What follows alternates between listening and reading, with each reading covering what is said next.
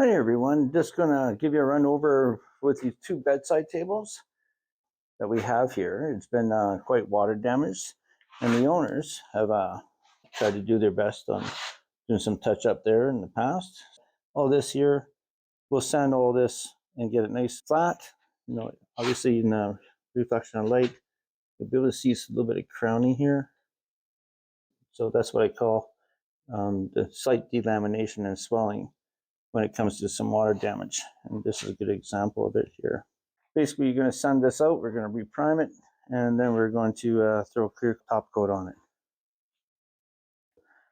Polyurethane will definitely help with future glasses of water, being water resistant and all. Do some more delamination and crowning. A little flaking off there.